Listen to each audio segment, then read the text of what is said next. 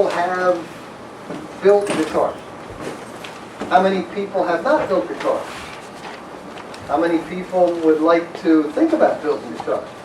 Okay, I think a lot of people in your early part probably find the topic of compensation and intonation somewhat questionable. Come on in, make room.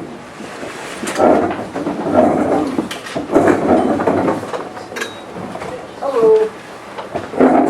Okay. Piano stool over there you can pull out. Yep, here's one. You can turn it upside down and sit forward.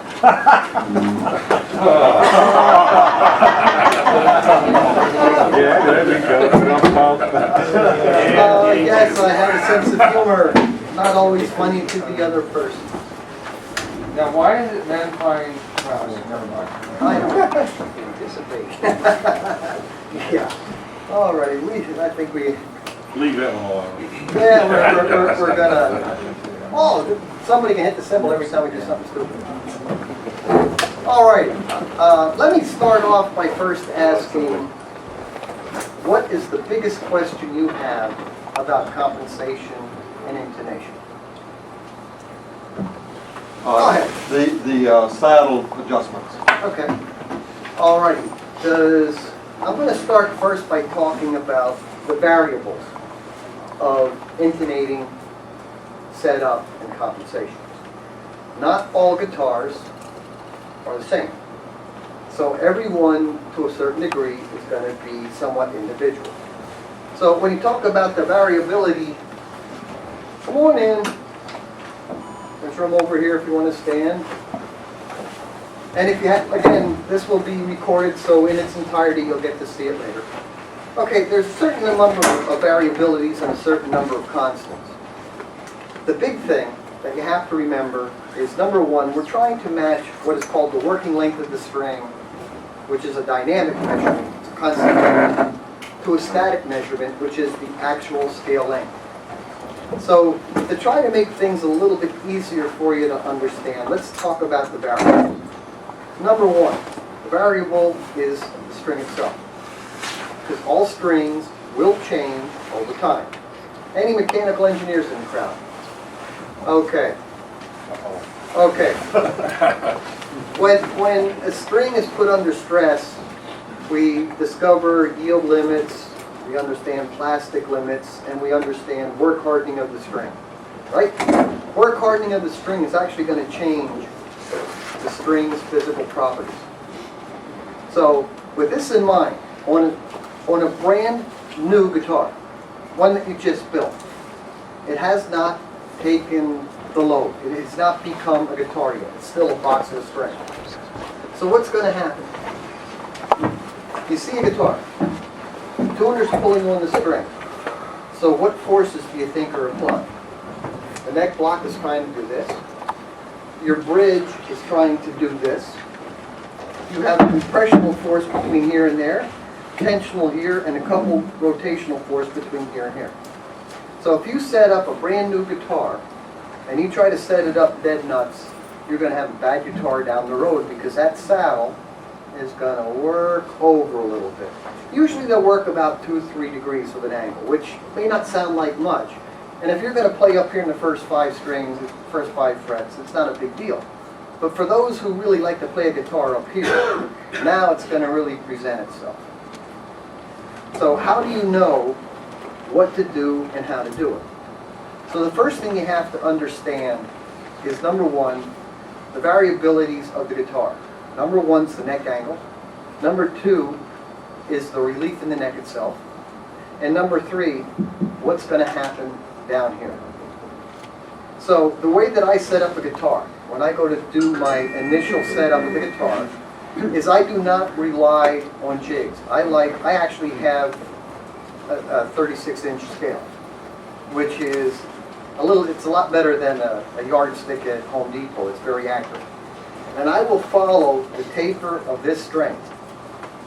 And I will measure from the nut to the 12th fret, multiply times 2, and add 1/10 of an inch. And at that position, I am going to want to be about 25 thousandths inside my saddle slot. Now, usually I will make my saddle about 100 thousandths. I found that will work very well. Okay, well, this will be on YouTube. You can copy it very shortly. Okay, but that's going to be that variable, and you can ask me questions later. So, any questions at this point? All right. Now, compensation is where we're trying. That's what that point 1 is. That's kind of allowing us a little bit of tweaking room, so that when we're done setting up the guitar, we can get the string as intonated as well as we can. Now I'm going to come along this way, and I'm going to do the exact same measurement, but I'm going to add 1/8 of an inch. And I'm sure you have seen all these guitars have that slant, and that's what that reason is for. Now, the variability of the string is going to determine what you're going to do to the saddle. And I recommend not to compensate a saddle for intonation until your guitar is probably at least a month. Allow it the time to move in. So, once you're ready to actually do this, if you've placed your bridge, I will actually take an approximate little taper up here to about a 30 thousandths lean onto the bass side. And the reason why I do that, that's going to allow me to intonate this bass string off of the nut from up to about the 4th or 5th fret, and then I can also help compensate down here. Usually the bass C, the B, we don't call that the bit string for nothing. That is what we want to try to do. We want to try to create an adjustment so that we can tweak the variable of the string into the saddle. So, Can you repeat what you said about the nut? I forgot all about that. Okay, I'm going to take the nut end, and I'm actually going to 0 to about 30 thousandths. Okay, 30 thousandths is approximately a 32nd of an inch. And what that's going to allow me to do, that kind of throws the part of the front edge of the nut down a little bit. So now I can cut it back a little bit to tweak it so that when I'm playing on these upper frets, I can tweak what's happening up here and get my intonation a lot better. As you play a guitar, as you know, you're going to find things kind of change a little bit. This is going to help to try to control that little bit of what I want to call it, the variability of the string. Now, When you say you're going 0 to 30 thousandths on the nut, what do you Sketch that on the board, I'm maybe? actually going to take about 30 thousandths off of the ebony part, the fretboard. So the scale is that much shorter on the Right, string. so I'm a little bit shorter on this side. Oh, File. And you can always, if you have to, put a little bit of angle in the front of the slot and lengthen the string if you need to. Because what we're trying to do, when a string is sharp, it needs to be longer in order to come into tone. So that's what we're going to be doing. We're going to be playing with the working length of the string against the static scale length in order to tweak that string so we can get it to intonate on the frets as much as possible. Now, everybody understand this so far? Any questions? You shorten it with a file that it's on there usually, or before you put on the guitar? I actually do it on my regular arm, sorry.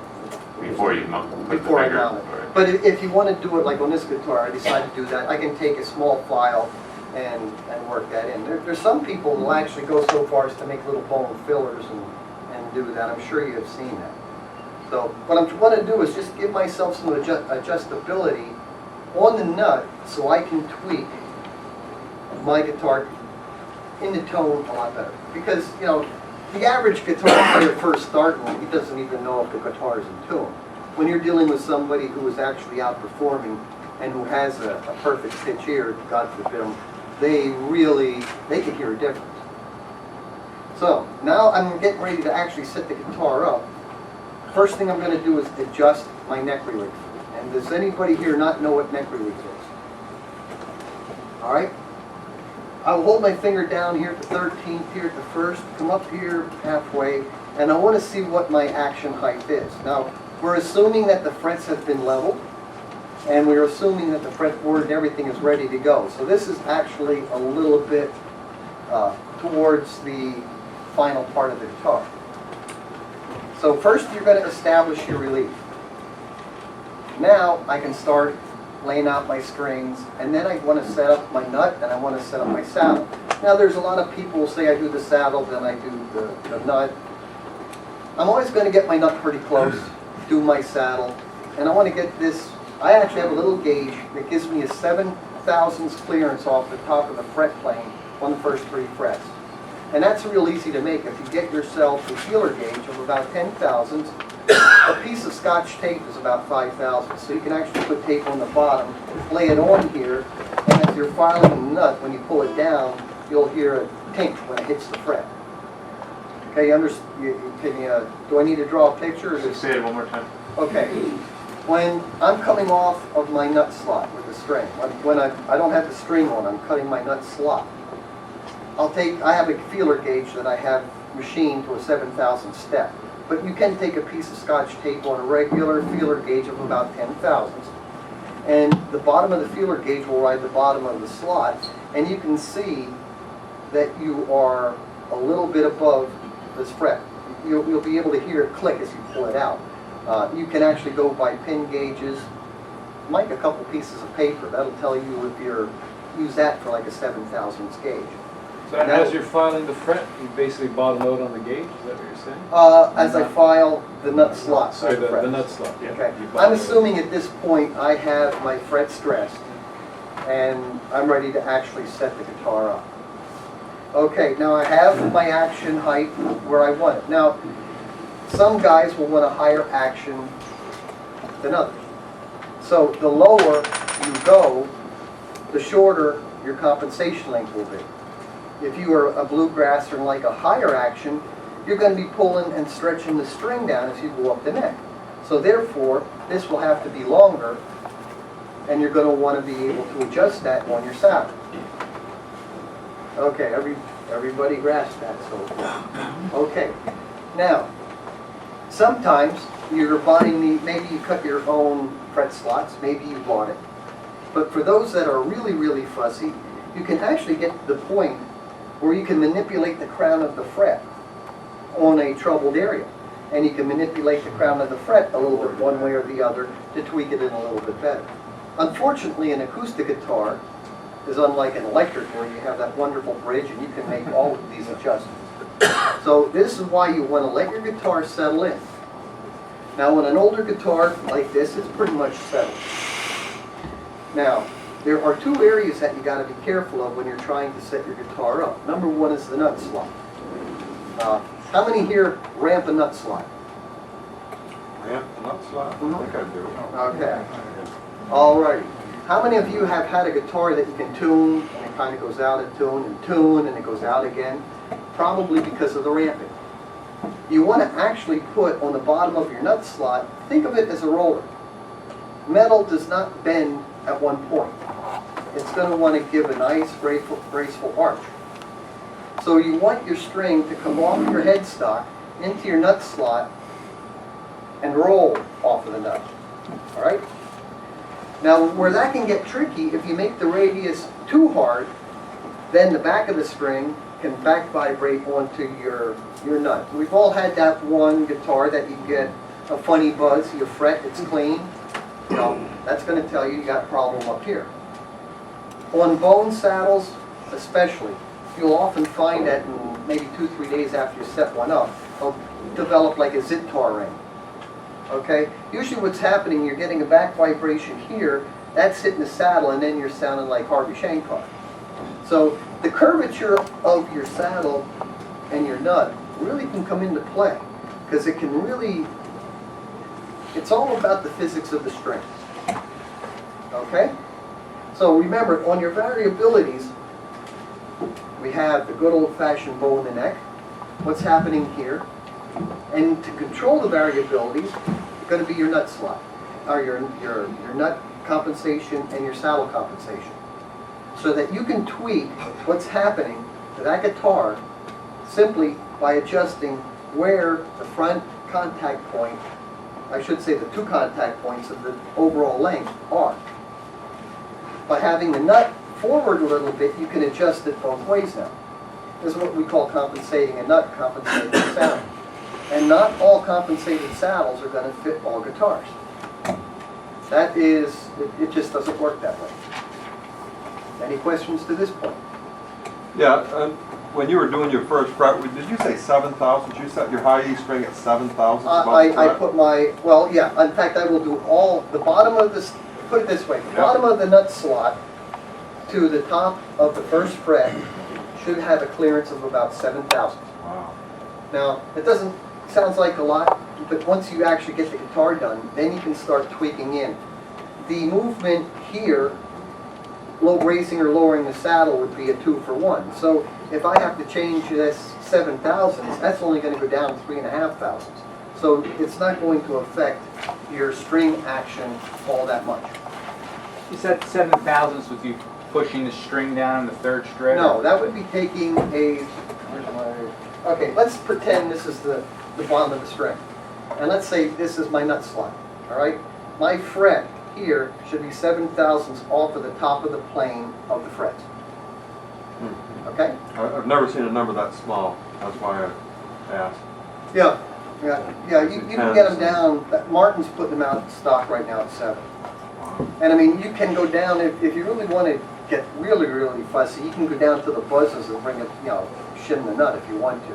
I find that once I get somewhere at that 7, you're pretty close. I mean, you're really close. Which fret are you talking about? Which fret? All of them. All.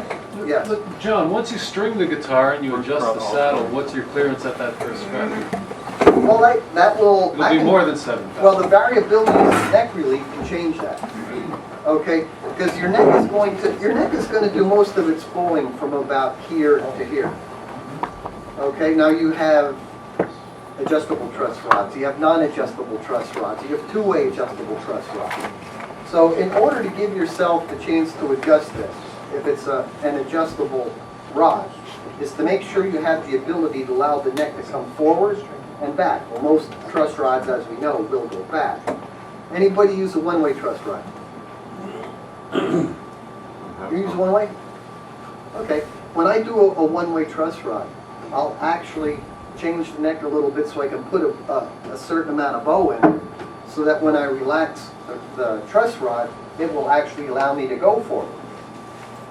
Okay? So if you ever get into a one-way truss rod, if you just turn this back a little bit, that you have about, say, a 9 to 10 thousandths fall off from the 7th fret using a straight edge, and you plane your fret plane true, if you back off your one-way truss rod, that will give you enough motion to pull it back forward. All right? So unfortunately, we can't adjust these like we do electric. So now by giving yourself this adjustability room in the saddle and the nut, that's going to afford you that chance to adjust it. Now, how many people have had trouble getting their nuts right? Okay. Personal question. Was that?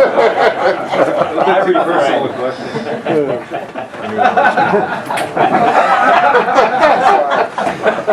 A lot of adjusting there is. Okay. What fret nut files are you using? I'm using Stumac. Okay. I use. How many sets of nut files do you have in your toolbox? Got Ibanez, fret sloggers. I got the Stumax. I didn't try the fret saws yet. I'd like to try. Not the fret saws, just like the Ibanez nut files. Okay, because I found I really like the decimal saws, or the decimal files. I really like them. But be careful. What is a decimal file? You'll pick it up and it'll say .053. Oh. Okay. Stumax have like 24, 36 on one side. Yeah. Yeah, so you want to try to keep your nut slot a couple thousandths to the size of a string, because there's nothing worse than ding, ding. So, and you also want the bottom of your nut slot to be round. But again, now we want this round and we want it slightly curved. Okay, why are the Ibanez ones square on the bottom? I didn't notice this down the bottom. Mine are. Are they? Irritating. Good bad ones. Yeah, mine are round. Huh. Correct them. What's that? That's why they're free. The other thing I like to do is at the back of the nut slot, I actually like to give that a little bit of a lead in. Especially the G string, because if that has a sharp back slot, the windings tend to catch. And then you'll be, it usually goes up pretty good, but it don't come down very good. All right? Okay. The other part that you have to be careful for is the adjustability of what's going to happen to this. So allow your guitar to settle in before you really tweak in the saddle. Because no saddle is going to be exactly on the other guitar. Hello. All right. Probably the worst string on the guitar to me is the B. That's why I call it part. I call that the pitch string for that reason. And it can be a pain. Matching the geometry of your neck, your fret plane, and what's going to finally settle in down here. I can't stress that enough. So, variabilities, relief, working length of the string, nut position, saddle position. You all understand that. All right? Now, if you need to manipulate a fret, you can actually, who here has what to crown frets? Does anybody not have a fret crowning file? Got one. Huh? You made yeah. I like the diamond dust ones. I think they don't chatter as much. Do you have a preference for your? I just use a V file that I've ground the bottom down and I hand carve each one up. Do you kind of manipulate the crown of your frets at all? I try to keep it in the middle. Okay. I try to too. Sometimes, especially people who cut their own fret slots. I mean, it's amazing. You think you're accurate. That saw's doing some funny stuff. Sometimes you can scoot them back and forth a little bit. Evan's supposed to be here soon. Hopefully he'll show up. Don't let me hear all alone. All right. Number 2. Make sure your string ball ends are well fit to the bridge plate. If there's anything that's going to destroy all your hard work, it's going to be a mismatch of that ball end. Get that onto the plate. If it's not on the plate, it's going to damage the plate. Now, the ball end of the string is going to be held by the pin.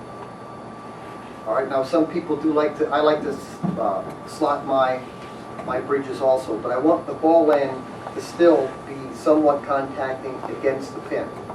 I just don't want it to be on the bridge plate. I want the bridge pin to be helping the work. The other variability is break angle. The break angle is not as important as everybody thinks it is on a standard acoustic guitar. You have the connection point of the string. A mechanical engineer can tell you that. The point of connectivity is the sine angles of the sine to the different angles of the string. It's all about where the string connects to where it becomes a guitar. I like to see about 1/2 inch of string height. So that's what I consider my sweet spot. And I'm going to try to work for about 500 thousandths, and I measure off the 6th fret. So I want to see 1/2 inch here on a good setup, 3/32 here, 3/32 here. And usually with this strung up, if you take your first string, loop it, and when you're plucking the string, you want to just hear that string's catching the working string underneath the 1st fret. Because that way you know you have that much room for that fret. Now you know how much you can come down to. You're going to be buzzing. Okay, am I losing anybody yet? John, when you talking about 1/2 inch, are you talking about from the bottom of the string to the top of the bridge? I'm talking from the bottom of the top Just to the before bottom bridge. of the first, or the bottom of the Okay. 6th string. All right, got you. If you see them down like 3/8, you kind of blew your neck set. So now, I hope you all understand what the variabilities of what are happening to an acoustic guitar. So when you go to set it up, you'll have a good idea of what you need to address. The higher the action, the longer you need to adjust that string. Hello. All right, now Evan's going to switch over and he's going to talk about some of the same stuff, but he's going to be talking about electrics. But the theory is still basically the same. He's only got a lot more to adjust than we have. And it's simpler. It's generally a rebuttal to everything that John said. Hey, John, before you finish up, sequence of setting what first. You know, you got a flat fretboard, hopefully. Yep. Get your initial set. Nut. When I'm getting ready to put the strings on the guitar, I'm going to adjust my truss rod so that from the 7th fret to the 1st fret, I'm going to have somewhere about 7 thousandths of a fall off. Then I'm going to place my strings. Now, we're assuming that the fret plane, the frets have already been pre-dressed, everything's good that way. That way, when I put the string load on, I now should be somewhere in the ballpark of I like to see about 4 thousandths of relief holding the 13th fret and the nut and then looking up here at the 6th. Rick Davis calls it the ting test. If you can put this down here and you just hear a light ting, you're pretty good. If you hear it ringing, you're a little bit too high. But it's hard to measure anything quite 4 thousandths, but if you find yourself a piece of paper and mic it, you can slip it under there and you're going to know. Trying to get a neck dead flat, dead straight, it might happen. I have one guitar that can play flat, but it's the only guitar I ever saw. All of them need a little bit of relief because go to, I think, YouTube and type in working guitar string. It does not curve in a nice graceful arc. I mean, that thing that's wild looking. So you're trying to match what's actually happening to that string in the working length, which I'm calling a dynamic length, dynamic dimension, to the static length, which is the scale length. And it will change as the properties of the string will change. The string's not going to stay the same from the day you put it on. That's why we have to change it. Now, at this point, I have a question. Yes. When you're setting your intonation up, do you set it up a little flat? Okay, very good point. When I set up my guitar, I'd like to see it, if this is a brand new guitar, or it has been unstrung for a long point of time, I like to set it up so it's about 3 cents flat. Yeah. And then I'll just let that sit for a couple of days, and maybe after a week I might go in, check it, you'll see that it's coming up a little bit, and then I'll make an adjustment. But that is what I like to do. Through all the strings, through all 6 strings, you're doing each one a little, you want it a little flat. I just, on the initial setup, I want an initial flat because the bridge is going to rotate. And when it rotates, the saddle's going to move forward. And that's going to shorten the length of the string, which is going to pull it sharp. How much it's going to move, flip a coin. Yeah. You know, all guitars will react a little bit differently. We try to build our guitars as consistent as we can, but we're still dealing with the natural substance. Yeah. And don't forget humidity. It loves to blow up a guitar or pull it down. And make sure everything you do to your saddle and nut, precise. Be precise. Do you keep different saddles for different times of year? Yeah, on a couple guitars I need a summer saddle and I need a winter saddle. I have one. Yeah. Yeah, usually I need a higher one in the winter, lower one in the summer. So I can't Most say. guitars or just some? Huh? Most of your acoustics or just a few? Well, some of them don't move as much as others. They aren't all the same. Some of them, I have a couple, this guy doesn't move at all. But I have a couple that do. I have a tripolo that goes up and down. Nearly all the guitars I have. Well, my house is also, I have humidity control in my house. I try to keep it around 45. But when you're out gigging and you go from the dressing room, which is hot and humid, into the air-conditioned theater, things go haywire. They'll move, but they don't move that terribly fast. It's not Teeny instantaneous. can go AWOL on mandolin. Yeah. On a guitar, pretty quickly there. Yeah, so that's something to think about. You know, where's the guitar going to be in its normal environment? You know, if you're going to be playing with it outside, kind of think about that so you can adjust it. I'm going to turn this over to, does anybody not know Evan Gluck? You now. How are you?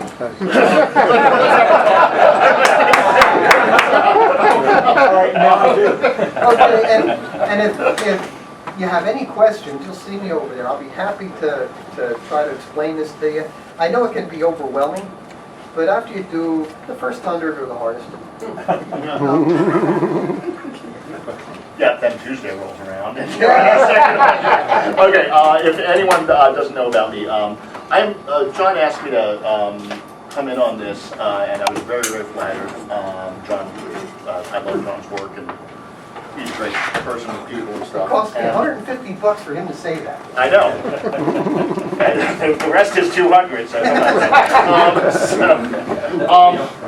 I don't really have a lot to offer as far as theoretical stuff, as far as intonation. I'm not a scientist. It is not something that I have pursued in any way.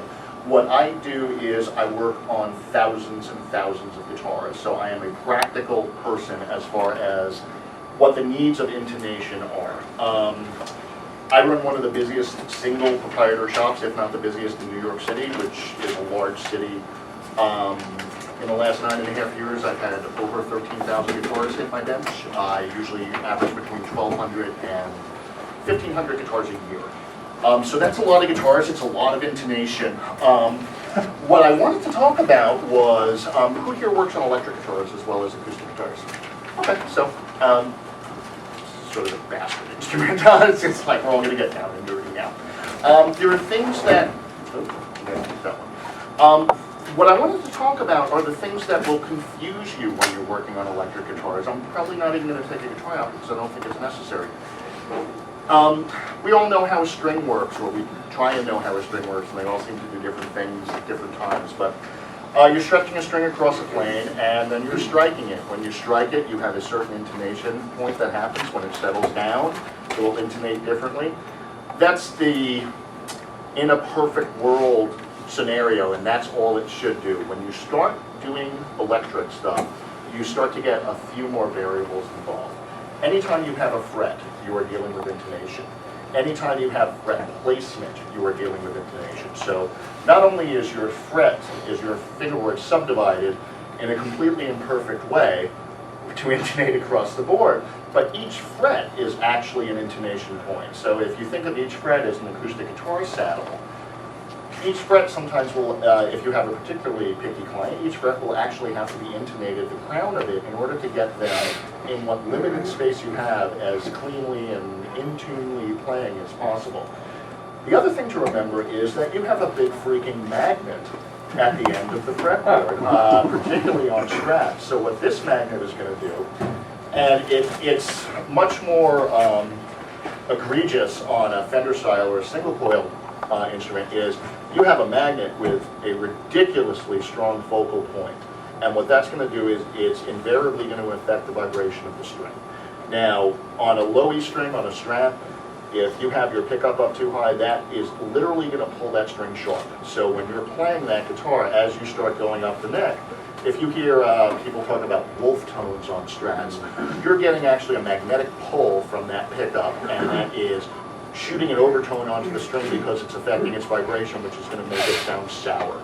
And, you know, fortunately on guitars, the, I don't know, the 15th through 21st fret is not the money spot on the low E string on a Stratocaster, so you sort of have to adjust the pickup height enough so that its effect on the string is going to be minimal. But what you'll find is you'll have clients contact you and say, hey, I can't get my guitar to play in tune. The first thing that I'm going to look at, besides regular setup stuff and just something that is obviously wrong, is I'm going to look at my pickup height and just see if that is actually having a negative impact on the string. Another thing is, like I said, to take a look at the frets. The other thing, the height of the pickup. the actual height of the pickup is going to, if it is too high, particularly on the bass strings and the tension that we keep our strings at, will actually pull them sharp. On a staggered magnet pickup, like a vintage Fender pickup where you have the staggered pull pieces, your G string, I don't know if anyone ever experimented with why the G and the B strings go out of tune. Try tuning it to A and C, and it won't. And what's going to happen is the string tension that we have established as what we tune a guitar to don't quite work for the strings that we use, and the mass of the string and the tension that it needs to actually respond properly. If you tune it to A and C, you will play alone. So we do have to keep it in B and G. But with these particular staggered pull pieces, what you'll find is that they will literally pull that G string sharp and sour. And very often I'll recommend people get a flat magnet without the stagger on, just to eliminate that thing, and everyone's like, well, it's not compensating for the radius of the fretboard not having the staggered pull pieces. And I'm like, yeah, I don't care what your radius is if you can't play in tune. I just want to hear your guitar playing in tune.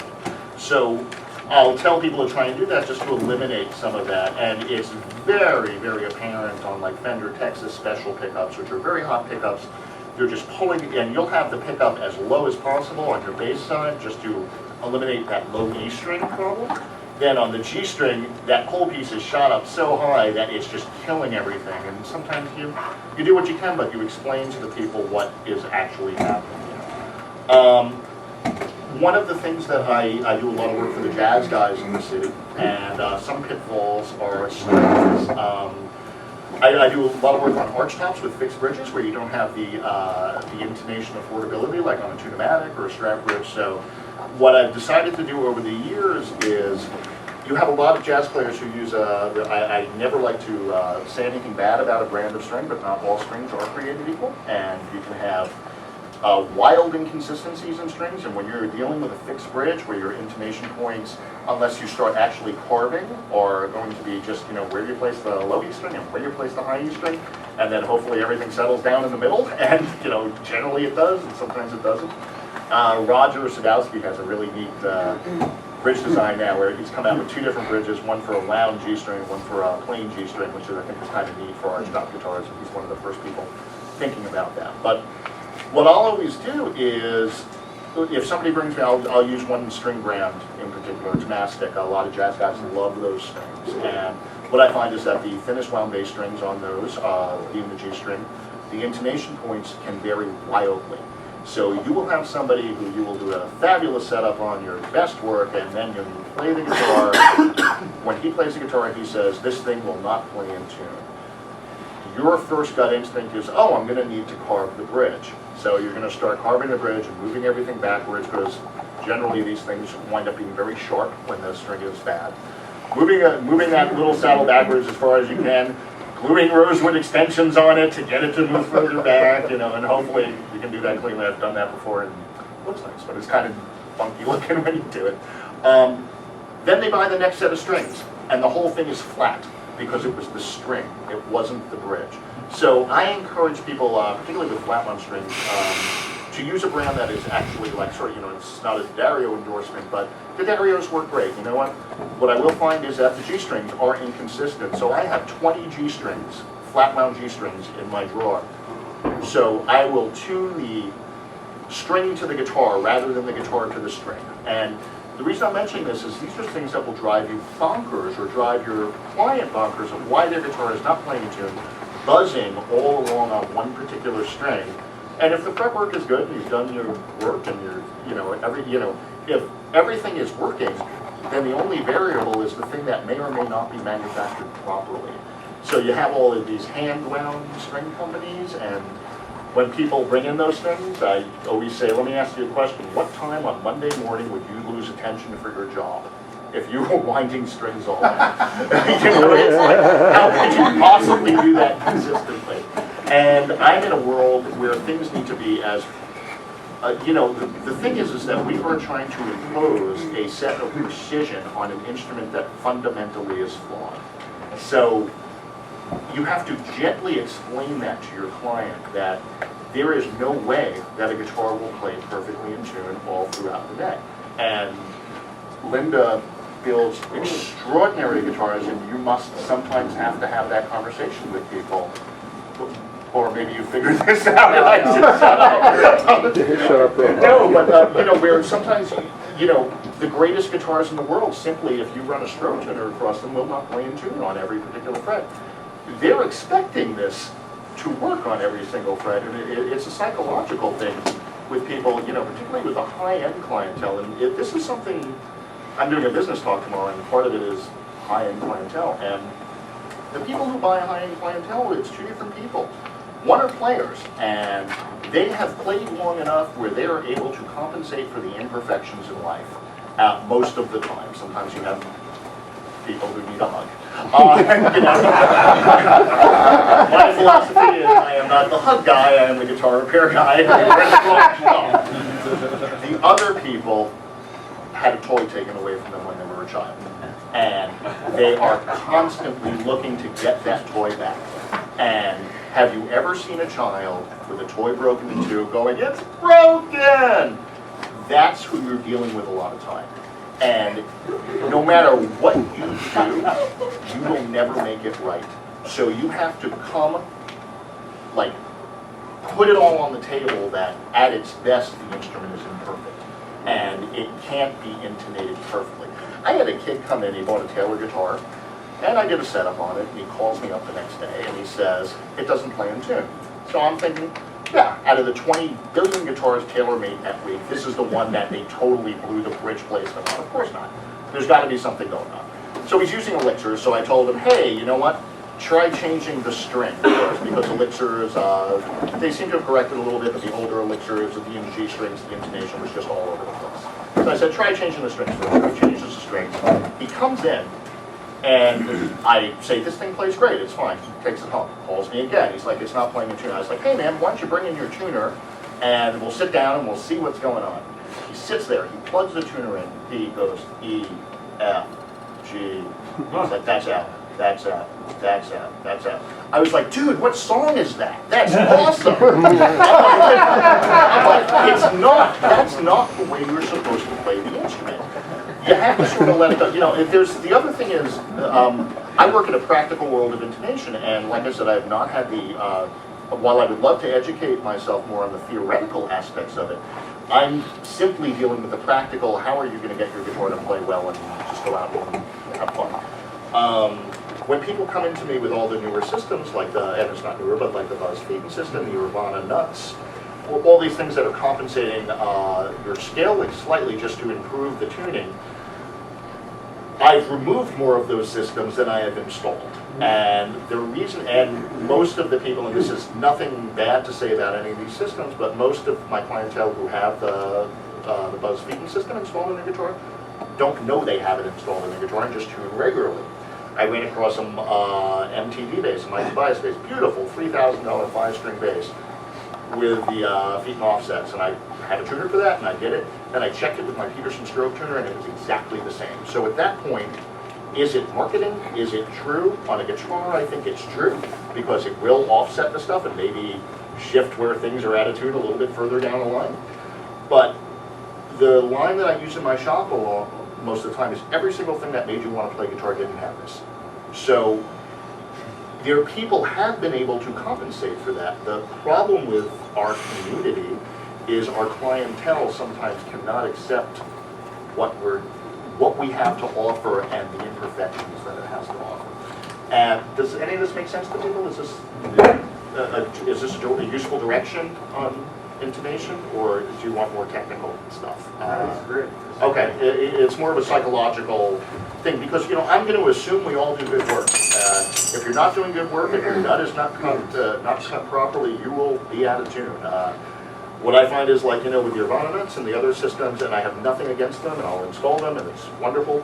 If you cut your nut well, you don't need them.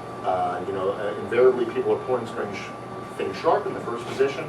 If you have a well-cut nut, you're not going to do that. Some people, I do work for some of the, here's my favorite intonation story. I do work for a guy named Jack Wilkins. He's one of the top jazz guitarists in New York.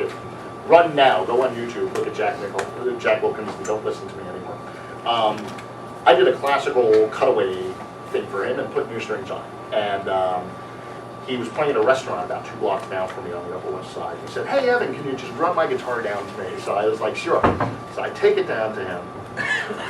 He pulls it out of the case and he says, I'm going to use it right now. I was like, Jack, I just put brand new nylon strings on that. Thing's going to be going out of tune like crazy. He's like, don't worry about it. Picks it up, plays literally the most gorgeous chord melody all up and down the neck I have ever heard, amplified in front of people. At the end of the song, turned to me, played an open G chord to show me how out of tune the guitar was. And so if there's like something in the hands, you know, this is a man who is not being clinical about the intonation. This is somebody who is in real time adjusting the intonation on the instrument that he's playing. And that is what you kind of want to impress upon your customers, that that is something that happens in real time. That you are playing, I'm a fretless bass player, and so I am intonation guy, you know, and when I do recordings, or when I used to, people say, wow, what kind of fretted is that? It's not a fretted, it's a fretless. It's because I am doing micro intonational adjustments as I play. And that is intuitive. It's not, you know, you will learn it as you play. a lot of times your clients have not spent the time learning how to play when they buy a guitar. And that's where things get tricky. And we're in a society where there's a lot of haves and there's a lot of have-nots. And the haves are the people you have to be careful of generally, because they're the people who demand perfection on things that are not perfect. And intonation is where things, imagine you can't play guitar. You bought a $20,000 guitar and you can't play it in tune. And you've had enough stuff happen to you as a child where you can never blame yourself. So, so you're gonna start making phone calls and you're gonna start driving people crazy. I've made it a policy to not be a freak beacon, to literally stop. I said it out loud. Okay. To literally navigate through these people and get it all out on the table immediately. And a lot of it has to do with simple tuning. And that's why I figured I would talk about this for intonation, because John, I'm sure, gave a wonderful theoretical talk on what is actually happening with it. I'm just trying to give a more practical, where you've done everything you can and it's still not right. Or it's still not good for your client. And that's going to happen every single day. It's just a matter of saying, hey, other things that are going to affect intonation is the way you play. Simply, my worst experience in the world. Had a guy come in. He made his own nut for his Les Paul Special, very inexpensive guitar. The nut was, I was like, so do you play slide on this? He's like, no, this is... And he's like, it's not playing in tune. So I was like, okay, well, let me do my work on it. So I made him a new nut, gorgeous bone. It's as intonated as this thing could ever possibly be. The guy comes into my shop, is bashing it, pulling everything out of tune. He's like, this is awful. I'm very unhappy. And I was like, well, and then he starts having me adjust it back to where it was when he brought it in. And my wife just happened to be sitting there because she never sees me have problems with my clients. And I asked him, I was like, what do you do for a living? He's like, I'm a piano tuner. And I was like, so the line I used for him, which I've only used once, and it's a really good line if you need to use this, is, your problems are too big for the size of my shop. And literally, I said to him, there is nothing I can do to help you to play in tune here. You're doing everything, you are the antithesis of the way I work, what you're doing to this guitar. So I threw up my hands and he's like, what do I owe you? I was like, nothing. I don't want money hanging in. He wound up paying me half of what I would normally charge, and I still didn't want it, because these are the people who, if you can't, you have to go into this knowing you can't please them, particularly with intonation. And try not to let the money, never will have them say on a forum, and he charged me this and my guitar still doesn't play it. You don't want to be in that. So, try and go into it knowing that, we've embraced this instrument that is not perfect. And if it was perfect, there wouldn't be so many varieties of it. There's a reason they put salt on the table in a restaurant, because nothing comes out to taste. Everyone needs to do stuff. Yes? As a teacher, I'm always stressing to students that tuning and learning how to tune is an ongoing process. It's dynamic, and you have to compensate tuning for an average, so that the different chords will come out. And, Exactly. And a lot of fairly decent amateur musicians still have no clue how to do that. Of course. And it's the most basic thing I do, teaching people of most levels. Right. Is that Andre Segovia still talks about learning how to tune when he was older. The problem with the guitar is there are so many people who do it well. So, and there are so many people who want to play it. Like, if we did flugelhorns, we'd all be starving, and this would be a much smaller group. I played a flugelhorn. Oh, you played one of the 11. So, And you don't weigh as much. but we've picked a mass market instrument that people, Nintendo has told us is accessible to play with Guitar Rock or whatever these things are. The fake guitars that you play in front of your TV. So we've picked this instrument that people will naturally assume is easy to play, and it's not. It is devastatingly difficult to play and to play it right. So as builders, we are then building for this clientele that has had things handed to them and has had, when you say, it's a natural learning progression, who has time for that in this day and age? Everything is internet and everything is very fast, and you can watch a video and learn how to do stuff. You have to sit there for freaking hours and not go on dates when you're little and learn how to play this guitar, If not, you're gonna play like crap. And society is showing you all these people who can play great, and the magazines are showing you all these amazing guitars and everything, and they're not telling you the work that's involved in actually getting it to work as a musical instrument. The problem is again, the problem between the consumer and the builder is they're missing this middle chunk of how to play properly, and that's going to be problematic for people and for you. And you simply have to navigate this. Do your best work and know that you will disappoint people on particular issues, and sometimes it will be intonation. Yes, sir. Getting back to some basics, some people say when you're checking intonation, you should check like the harmonic. Yeah, if you're playing roundabout at your gig. People say just fret it on the 12th. I will do the open string and I will do the 12th fret. And you have to remember that even when I am doing intonation, I am doing it in a much more clinical way than the guy who bought the guitar ring covered with blood. You know what I mean? Clearly he is not the gentle guy that I am when I'm doing intonation. So I will try and think outside the box and compensate my intonation for how this guy is going to try and play it. If it's a jazz guy with a light touch, I am going to approach my initial contact on the string lightly. If it's a heavy dude who is just slamming through things and he has stuff tuned down to C sharp, and I'm going to approach differently because I know that he is bashing on this thing, and when I look at the strobo tuner, that initial contact is going to go wildly sharp. If you ever watch how when you hit a string, if you hit it with different velocities, you're going to actually see the tuning change, and then the string will relax into what is the pitch it was designed to be played at.